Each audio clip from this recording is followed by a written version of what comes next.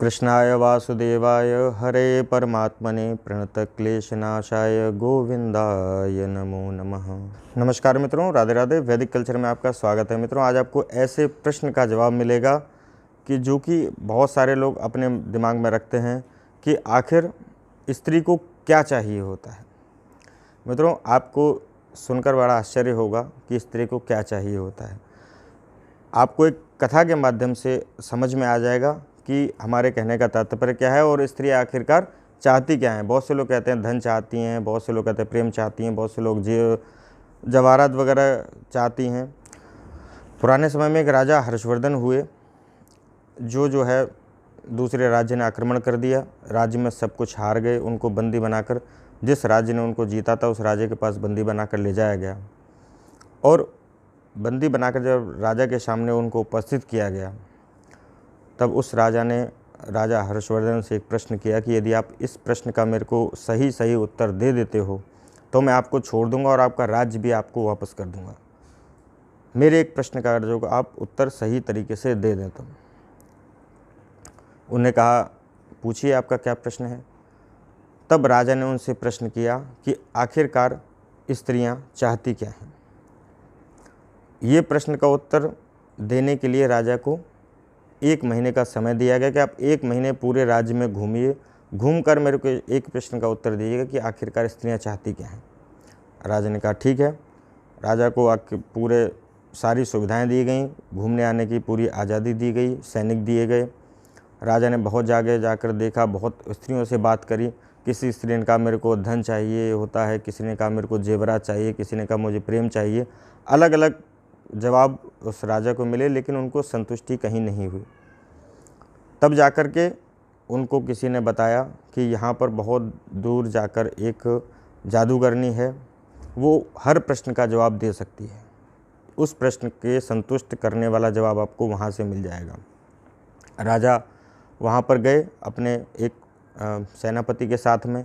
वहाँ जाकर रानी के पास में, जादूगरनी के पास जाकर बोले, मैं आऊँ, उस प्रश्न का उत्तर मेरे को चाहिए।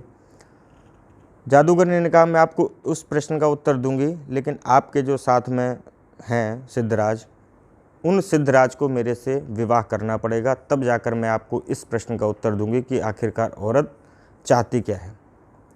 राजा ने कहा मेरी वजह से किसी दूसरे का जादूगरनी से विवाह हो जाए ये ठीक नहीं है, क्योंकि उस समय जो जादूगरनी से मिले थे तो बड़ी क्रूप दिख रही थी, देखने सुनने में अच्छी नहीं लग रही थी।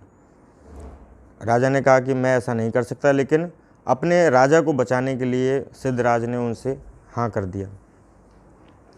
दिया कि ठीक है, मैं विवाह करने के लिए तैयार हूँ। जैसे ही विवाह करने के लिए तैयार हुए, तब उसने जादूगरनी ने उनको इस प्रश्न का उत्तर दिया कि आखिरकार स्त्री चाहती क्या है। 2 लाइन में उसने पूरा सारांश बता दिया कि औरत चाहती क्या है। उसने उत्तर दिया कि स्त्री सिर्फ अपने मन का करना चाहती है। स्त्री का यदि मन का नहीं हुआ तो उसके लिए कुछ भी नहीं है, जमीन जेवरात इत्यादि, प्रेम इत्यादि भी कुछ नहीं है। यदि स्त्री के मन का हो जाए, स्त्री सिर्फ अपने मन का करना चाहती है और स्त्री कुछ नहीं करना चाहती। इस जवाब से राजा संतुष्ट हुए। राजा ने जाकर जिस राजा ने प्रश्न किया था उस राजा को जाकर उत्तर दिया। वह राजा भी संतुष्ट हुए कि हाँ जी, ये बात आप सही कह रहे हैं कि स्त्री हमेशा अपनी बात सिद्ध करना चाहती है, अपने मन का करना चाहती है, जिससे कि स्त्री प्रसन्न रहती है। स्त्री को प्रसन्न करने का भी सबसे अच्छा उपाय, यदि आप अपनी स्त्री को प्रसन्न रखना चाहते हैं तो कहते हैं उसकी हाँ में हाँ मिलाते रहो, तो आपका परिवार सुखी संपन्न रहेगा। अगर जो उसकी हाँ में हाँ नहीं मिलाया तो समझ लीजिए घर में बवाल होने से कोई रोक नहीं सकता। इसलिए आप भी यदि अपने घर पर सुखी रहना चाहते हैं, आनंद लेना चाहते हैं, तो अपनी स्त्रियों से हाँ में हाँ मिलाना ज़रूरी है, क्योंकि स्त्रियां सिर्फ जो है अपने करना चाहती हैं, अपने मन की करना चाहती हैं। आप उनको मन की करने देंगे तो आपको किसी प्रकार का आपके वैवाहिक जीवन में कोई समस्या नहीं होगी। दोबारा राजा के पास जाकर राजा ने उनको छोड़ दिया और उनका राज्य भी उनसे वापस कर दिया। और ऐसा नहीं है कि हमेशा आपको अपनी स्त्री की बात माननी है, क्योंकि यह हो सकता है कभी कभी स्त्रियां गलत भी होती हैं, किसी के भाव में आ जाती हैं, किसी आराम कोई प्रेम से 2 बात बोल देता है तो उसके प्रेम भाव में आ जाती हैं तो ऐसा नहीं है आपको हर जगह ही स्त्री की बात मानिए, लेकिन हाँ जो बात सही है वो पहले अपनी स्त्री की बात सुने, उसके बाद निर्णय लें कि ये सही है या गलत है। तो आपके जीवन में किसी भी प्रकार की समस्या नहीं आने वाली है। जैसे उस राजा को उसके बाद में राज्य वापस मिला, राजा संतुष्ट हुआ, उसका राज्य वापस मिला, और जो सिद्धराज ने जादूगर ने शादी की थी वो भी जादूगरनी बहुत सुंदर थी। वो तो दिखाने के लिए, समाज को दिखाने के लिए वो कुरूप बनकर रह रही थी। फिर अंत में उसने, जादूगरनी ने उस सिद्धराज से पूछा कि आप इसी स्वरूप को देखना चाहते, दिन में मैं आप सुंदर स्वरूप में रहूँगी लेकिन रात्रि को मैं अपने स्वरूप में रहूँगी। तो उस सिद्धराज ने कहा कि नहीं, जैसी तुम हो वैसी ही मेरे को पसंद हो। तब जाकर जादूगर ने असली रूप बताया कि मेरा असली रूप ही यही है। बहुत सुंदर थी वो, और समाज से बचने के लिए वो कुरूप बनकर रह रही थी।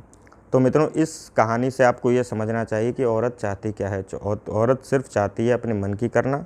यदि उनके मन की होती रहेगी तो आपकी सब प्रकार से घर में सुख संपन्नता है, और यदि आप उनके मन की नहीं होती है तो उनको थोड़ा नाराज़ होती हैं। और मित्रों, यदि आपने हमारा चैनल सब्सक्राइब अभी तक नहीं किया है तो आप अभी सब्सक्राइब करके बेल नोटिफिकेशन ऑन कर लें, क्योंकि ऐसी ही रोचक जानकारी, सनातन संस्कृति से जुड़ी जानकारी हम आप तक लेकर आते रहते हैं।